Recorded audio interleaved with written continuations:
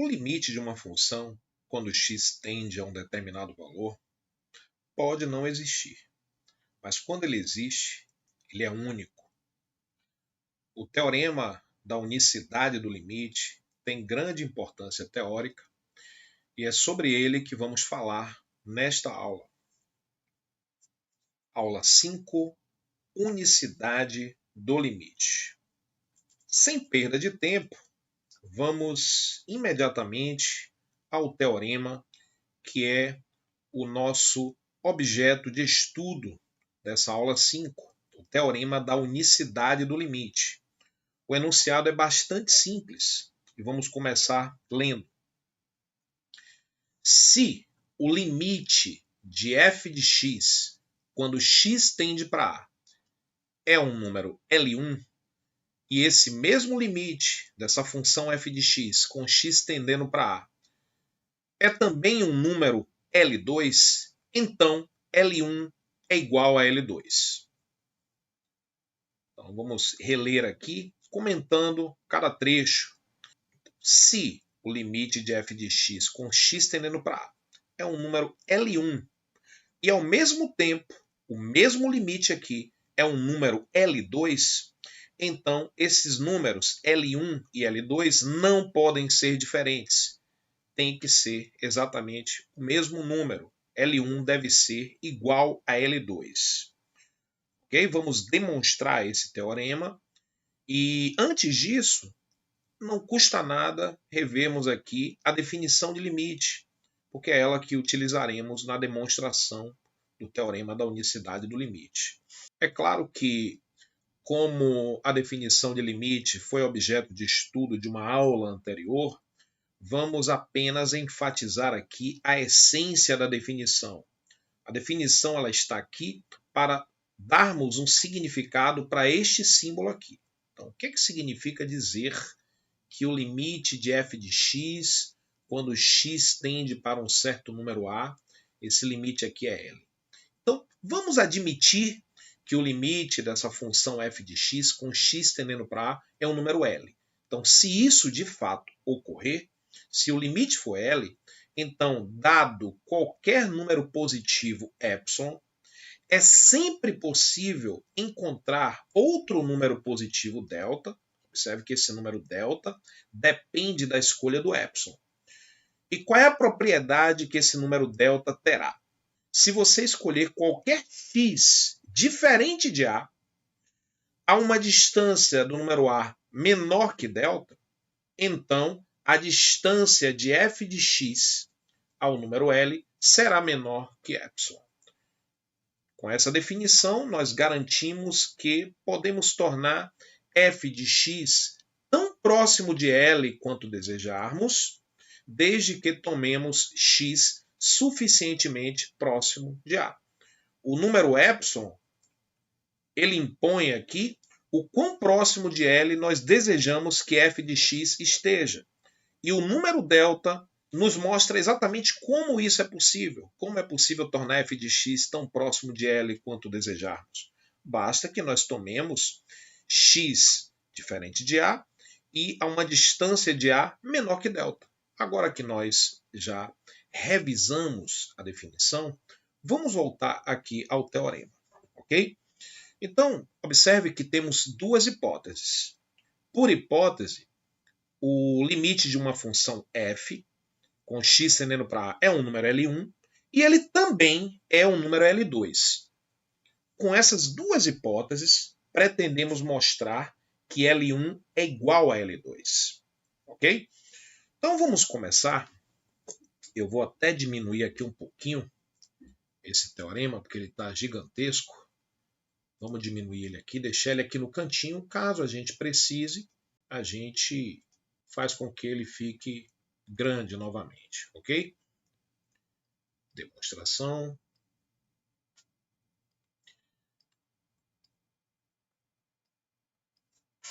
Bom, por hipótese, o limite de f de x quando x tende para a é L1. O que isso significa? Que, dado epsilon maior que zero, esse epsilon é qualquer número positivo, é um epsilon arbitrário. Isso vai ser muito importante para a conclusão do teorema, beleza? Então, dado epsilon maior que zero, nós já temos aqui como hipótese que o limite é L1. Então, como o limite é L1, para este epsilon existe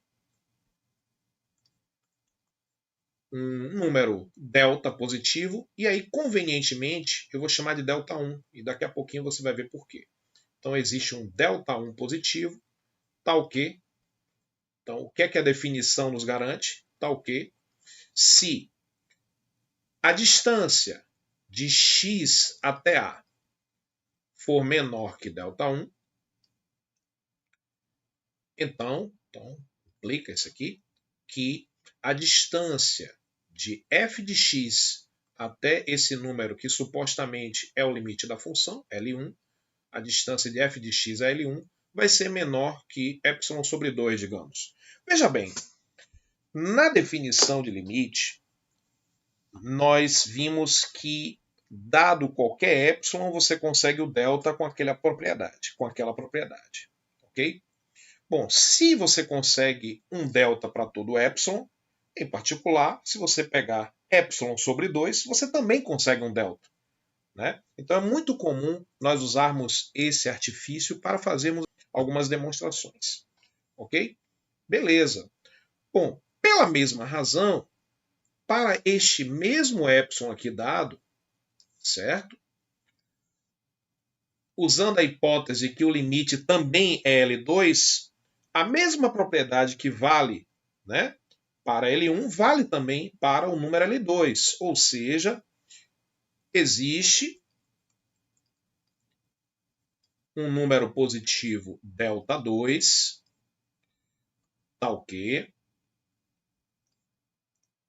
se a distância de x até a for menor que esse número ΔI, então a distância de f de x até o número L2, isso daqui vai ser menor do que epsilon sobre 2. Vamos revisar aqui o que nós vimos. Então, foi dado um epsilon arbitrariamente, e partindo da hipótese que o limite da função é L1, para este epsilon nós conseguimos um número ΔI com esta propriedade. Qual é a propriedade? De que podemos tornar f de x tão próximo de L1 quanto nós desejarmos, bastando para isso que escolhamos valores de x suficientemente próximo de A. Ou seja, se nós quisermos que a distância de f de x a L1 seja menor do que a metade de um epsilon positivo, basta que nós escolhamos a distância entre x e A menor do que ΔI. Lembrando que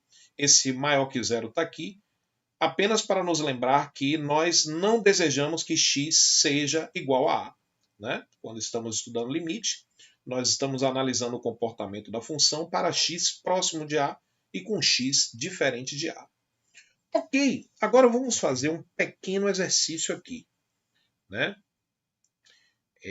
Veja bem, eu quis desenhar uma reta aqui, saiu esse troço aí. Vou fazer o seguinte, vamos supor que você tenha o número A aqui, ok? E vamos supor que aqui essa distânciazinha de A até essa extremidade aqui é ΔI. Então aqui, essa distância aqui, ó, daqui para cá, essa distância é ΔI. É claro que eu quero que essa distância também seja considerada para cá. Né? Então, de acordo com a definição de limite, com o que nós temos aí como hipótese, se nós pegarmos qualquer x dentro desse intervalo, tanto à direita de A quanto à esquerda de A, ou seja, se eu pegar um x a uma distância de A menor do que ΔI, o que é que vai acontecer com f de x? Bom, o f de x, lembrando que, por hipótese, o limite é L1, então o que é que vai acontecer? Se você jogar aqui a metade de epsilon para cá, então essa distância daqui para cá é epsilon sobre 2. E eu jogar para cá também epsilon sobre 2, né? O que é que vai acontecer de acordo com a nossa hipótese? Se você pegar um x aqui dentro, o f de x cairá nesse intervalo, certo? Não importa em que lado vai cair, o fato é que o f de x cairá aqui. Então, f de x cairá nesse intervalo, ou seja, cairá próximo de L1, se você escolher x a uma distância de A menor do que ΔI, ok? Nós temos a mesma propriedade válida para o ΔI, né? Então vamos fazer uma réplica aqui do que fizemos em cima, vamos colocar o ponto A aqui, é como se fosse uma réplica aqui do eixo x. E vamos imaginar que o número ΔI seja um pouco maior. Vou exagerar aqui um pouquinho, então vou jogar ΔI para a esquerda e ΔI para a direita. Então essa distância, ó, daqui da extremidade do intervalo até A, essa distância aqui é ΔI. E daqui para aqui, para a outra extremidade, também é ΔI. Né? Então observe que eu estou tomando ΔI aqui pequenininho aqui em cima e o ΔI um pouquinho maior. Bom, pela mesma razão, como o limite dessa função quando x tende para A é L2, se nós escolhermos um valor de x dentro desse intervalozinho, né, centrado em A e com raio ΔI, né, com x diferente de A, o que é que vai acontecer? Aí eu vou fazer agora uma réplica do que está lá em cima. Né? Eu vou colocar agora o L2 aqui, né? Porque o L2 supostamente também é o limite. E aí eu vou jogar epsilon sobre 2 para um lado, então aqui é a distância mesmo. Epsilon sobre 2 para um lado, epsilon sobre 2 para o outro. O que é que vai acontecer com f de x se você escolher x aqui dentro, né? Próximo de A? O f de x vai cair nesse intervalo, não importa se é aqui, não importa se é aqui para o lado direito, o que importa é que o f de x vai estar tão próximo de L2 quanto desejarmos, se nós escolhermos x a uma distância de A menor do que ΔI, claro, com x diferente de A. Agora perceba o seguinte, qual é o menor dos números de acordo com essa ilustração que eu estou fazendo aqui? ΔI ou ΔI? Eu tomei ΔI como o menor. E aí, se nós agora fizermos o seguinte, se nós trabalharmos apenas com ΔI, então observe que eu estou escolhendo o menor dos números entre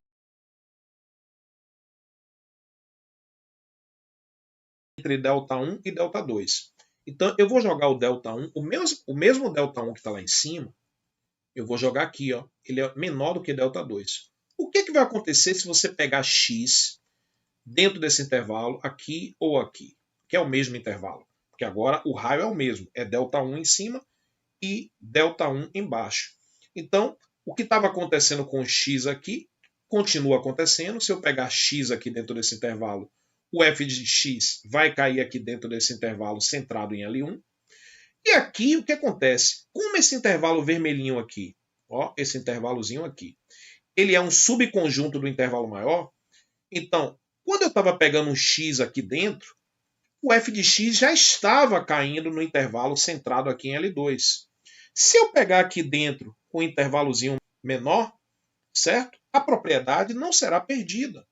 Então, se eu pegar um x agora aqui nesse intervalo, que tem o mesmo comprimento do intervalo de cima, então se eu pegar um x aqui dentro, se ele já estava caindo aqui dentro, né, desse intervalo, o desenho já está ficando poluído, então ele tem que sumir daqui a pouquinho. Então, se ele já estava caindo lá dentro quando você escolheu o x, né, nesse intervalozão, se eu pegar agora no intervalo menor, vai continuar acontecendo. Então, o que é que eu quero dizer com isso? Se nós escolhermos o menor dos números ΔI e ΔI, e chamarmos esse número de delta, então se delta é o menor dos números entre ΔI e ΔI, esse novo delta servirá para os dois, tanto para L1 quanto para L2. Ok? Então é o que nós vamos fazer agora. Nós vamos escolher como um número delta o menor dos números entre ΔI e ΔI. Né? Ok. Deixa eu só me retirar aqui. Se eu sair da frente para não atrapalhar. E vamos fazer agora o seguinte. Seja delta o menor dos números entre ΔI e ΔI. Então, delta é o mínimo entre ΔI e ΔI. Okay. Assim, se nós escolhermos qualquer x a uma distância de A menor do que esse delta, com x diferente de A, claro, O que é que vai acontecer com f de x? Assim, se a distância de x até a, né, o módulo da diferença entre x e a, for menor do que esse novo delta, né, é claro que eu estou colocando maior que zero, porque eu não desejo que x seja igual a. Então, o que é que vai ocorrer com f de x? Vou colocar aqui na outra linha. A distância de f de x até L1 será menor do que epsilon sobre 2, ou seja, isso daqui vai ocorrer, isso que está aqui em cima, né? E vai ocorrer também a mesma coisa com o que tínhamos para L2. Então teremos para este delta, ele serve para os dois, tanto para L1 quanto para L2. Então teremos isso e, além disso, a distância de f de x a L2 será menor do que epsilon sobre 2. O que é que nós queremos mostrar? Vamos lembrar aqui o que é que nós queremos mostrar? Nós queremos mostrar, vamos lembrar aqui, ó. Nós temos aqui o teorema da unicidade do limite. Nós admitimos que o limite dessa função era L1 e que também era L2. E observe que não falamos nada a respeito de L1 e L2. Então, L1 e L2, a princípio, podem ser números quaisquer e não está excluída a possibilidade que esses números sejam iguais. Ok? E é exatamente o que nós queremos mostrar. A estratégia que nós vamos utilizar para mostrar que L1 e L2 são iguais é medir a distância entre L1 e L2. Se nós conseguirmos provar que a distância entre L1 e L2 é zero, então concluiremos que L1 é igual a L2. Porque o único número que está a uma distância zero de L1 é o próprio L1. Ok? Então, se nós mostrarmos que a distância entre L1 e L2 é zero, concluiremos o teorema. Ou seja, concluiremos que L1 é igual a L2 e, por conseguinte, concluiremos que o limite é único.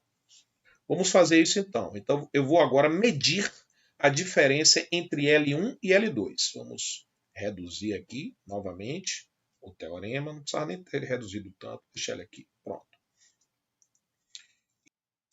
L1, a distância entre L1 e L2, aqui a gente vai utilizar um artifício. Eu vou somar e subtrair a esse número que está aqui dentro do módulo uma coisa conveniente, né? Então, se nós somarmos e subtrairmos a mesma quantidade, o que está aí não vai ser alterado, né? Então, veja bem, o que é que eu vou fazer aqui? Eu vou pegar isso daqui, L1, eu vou somar f de x e subtrair f de x. E aqui eu vou complementar com o L2, que nós tínhamos aqui. Então, observe que o que é que nós tínhamos antes? Nós tínhamos aqui, né, dentro do módulo, eu tinha L1 menos L2. Eu continuo tendo L1 menos L2 e agora eu somei f de x e subtraí f de x. Ou seja, o que eu construí, eu destruí. O que eu coloquei, eu tirei. Então, não alterou nada somar f de x e subtrair f de x. Aí agora eu vou fazer o seguinte, eu vou utilizar uma propriedade do módulo. Então vamos abrir aqui. O módulo da soma de dois números, isso daqui sempre vai ser menor ou igual que a soma dos módulos. Isso vale para quaisquer números A e B. Ok? O módulo da soma é menor ou igual à soma dos módulos. Isso é uma propriedade do valor absoluto, do módulo. Ok? Vamos utilizar isso agora. Vamos voltar aqui. Eu vou fazer o seguinte. Eu vou juntar L1 com f de x e vou juntar f de x com menos L2. Né? Antes de fazer a separação que eu quero. Isso daqui ó, é L1 menos f de x. Apenas troquei a ordem.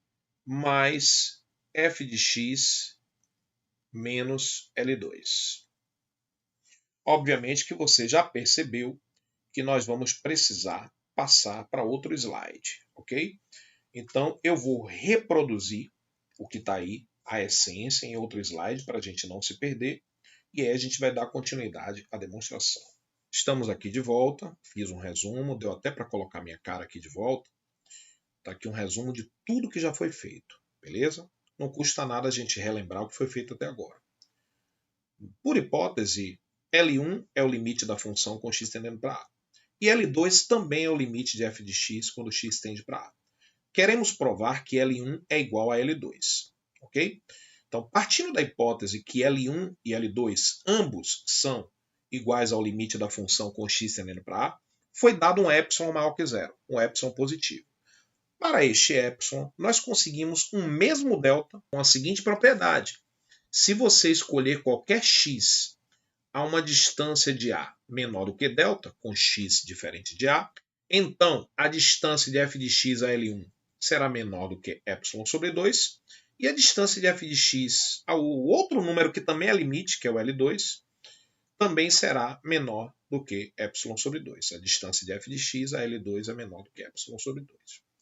E agora, você deve lembrar que nós partimos da medição aqui da distância entre L1 e L2, na esperança de em algum momento provar que isso é zero, e aí o teorema vai estar demonstrado. É o que foi que eu fiz. Somei convenientemente f de x e subtraí f de x, e isso não altera nada. Você está somando e subtraindo a mesma quantidade, ok? Agora, esse f de x que eu estou somando não é para um x qualquer, né? Se eu não disse antes, eu vou dizer agora. É para um x cuja distância até A é menor do que delta. É um x conveniente, ok? Qualquer x que satisfaça essa condição. Ou seja, um x cuja distância até A é menor que delta e ao mesmo tempo x não é A, né? Por isso que esse maior que zero está aqui. Voltando, peguei aqui a distância entre L1 e L2, somei f de x e malandramente subtraí f de x, não alterou nada. Aí eu fiz uma rearrumação daquela expressão que está dentro do módulo. Eu agrupei aqui L1 com menos f de x, repare, esse L1 aqui com menos f de x, escrevi mais à esquerda. E peguei esse f de x que está aqui e juntei com esse menos L2, você vai ver por quê, é o que aparece aqui. E agora eu tenho uma soma dentro do módulo. E nós relembramos há pouco que o módulo da soma é menor ou igual que a soma dos módulos. Então, isso daqui que está aqui será menor ou igual que... Aí eu vou passar para a outra linha. Será menor ou igual que o módulo de L1 menos f de x, que é o que aparece aqui, né, nessa primeira parte, mais... Aí eu transformei em dois módulos. F de x menos L2. Por uma questão de conveniência, algo que você vai identificar daqui a pouco, vamos fazer uma pequena troca. Observe que essa expressão que está aqui dentro, ela está em módulo, né? Está com módulo aí por fora. Então, o que acontece? Ali eu tenho L1 menos f de x. Se eu trocar isso por f de x menos L1, eu vou trocar o sinal da expressão. Mas com o módulo, vai dar a mesma coisa que daria se nós mantivéssemos o que estava. Ok? Então, convenientemente, inclusive para aproveitar espaço, eu vou apagar isso aqui. Onde tem L1 menos f de x, eu vou trocar por f de x menos L1, para ficar exatamente igual ao que está aqui em cima. Ó, que está aqui em cima. Então, eu vou trocar L1 menos f de x por f de x menos L1, porque será conveniente e dá no mesmo. Porque está em módulo, então se você trocar a ordem ali, trocar o sinal dessa expressão, não vai afetar em nada. Então, deixa eu trocar isso aqui, aproveitar e apagar esse negócio vermelho. E vamos colocar aqui f de x menos L1, que é diferente de L1 menos f de x, mas o módulo disso e do que já estava, do que estava antes, é a mesma coisa. Ok? Bom, agora veja bem. Eu vou colocar aqui, ó, complete. E aí eu vou colocar aqui agora epsilon sobre 2 mais epsilon sobre 2. A pergunta aqui é a seguinte. Qual é o símbolo matemático que eu tenho que escrever acima desses pontinhos aqui? Psicotete. Letra A, igual. letra B, maior, letra C, menor, letra D, sei lá. Bom, é o seguinte, o que você está fazendo, né? Nessa primeira parte aqui, o que é que eu tenho aqui nessa primeira parte? Eu tenho uma coisa somada com outra. Aqui também eu tenho uma coisa somada com outra, né? A pergunta é, as coisas que estão à esquerda são iguais às coisas que estão à direita? Então vamos ver o que está lá em cima. Módulo de f de x menos L1 é menor do que epsilon sobre 2. Então você está trocando isto daqui por uma coisa que é maior. F de x menos L1 é menor do que epsilon sobre 2. O que tem aqui, ó? F de x menos L2 em relação a epsilon sobre 2 é o que? É menor. Então você está trocando aqui embaixo, ó, f de x menos L2 por uma coisa que é maior. Então, já que o que está aqui do lado esquerdo, as duas coisas são menores do que as outras duas coisas que estão lá, o sinal adequado aqui é o menor, né? Então, agora eu vou passar a borracha aí em algumas coisas para eliminar toda essa poluição. Inclusive aqui vou apagar o nosso psicoteste. Vou apagar também essas reticências, vou apagar isso aqui. Pronto. Então vamos dar continuidade à demonstração. Mais epsilon sobre 2 mais epsilon sobre 2 é igual a epsilon. Ok? Bom, aí vamos fazer o seguinte. Vamos lembrar de onde nós partimos e onde nós chegamos. Né? Partimos de onde? Partimos da medição da distância entre L1 e L2, na esperança que em algum momento concluíssemos que L1 e L2 são iguais. Então nós partimos dessa distância, aí a gente foi fazendo aqui as contas, né? A gente fez isso aqui, né? Isso aqui que estava era igual a isso, aí já apareceu aqui uma desigualdade, então aquela coisa que está lá no início, L1 menos L2, já vai ser menor ou igual do que isso aqui. E isso daqui, por sua vez, é menor do que a última coisa que apareceu, é menor que epsilon. Então vamos escrever o que tinha lá no início e usar o símbolo matemático adequado para comparar com esse epsilon que apareceu no final. Então, o que é que nós temos de tudo que foi escrito? Né? Partindo daqui e chegando aqui, nós concluímos que a distância entre L1 e L2, essa distância é menor que epsilon. E aí vamos lembrar que esse epsilon, o que é esse epsilon? Esse epsilon, lá no início, vamos lembrar aqui, dado epsilon maior que zero. Então, foi imposta alguma restrição a esse epsilon? Não. Esse epsilon é qualquer número positivo. Logo no início da demonstração, a primeira coisa que nós escrevemos era que epsilon era um número positivo qualquer. E agora, nós acabamos de concluir que o módulo de L1 menos L2 é menor que epsilon, qualquer que seja epsilon maior que zero. Ou seja, eu acabei de concluir que este número que está aqui, observe que esse número está em módulo. Então isso daqui não é negativo. É um número que, na pior das hipóteses, é zero. A princípio pode ser um número positivo também. Mas eu acabei de provar que esse número que não é negativo, ele é menor do que qualquer número positivo. Qual é o único número não negativo que é menor do que qualquer número positivo? Qual é o único número não negativo que é menor que todos os números positivos? Sim, ele mesmo, é o zero. Conclusão, já que o módulo de L1 menos L2 é menor do que qualquer número positivo, então podemos concluímos que o módulo de L1 menos L2 é zero. Ou seja, lembrando que o módulo da diferença é a distância. Então, como a distância de L1 para L2 é zero, é porque L1 é igual a L2. Ou, explicando de outra forma, o módulo de um número só é zero se o número que está aqui entre as barras do módulo, ele próprio é igual a zero. A conclusão final é que L1 é igual a L2.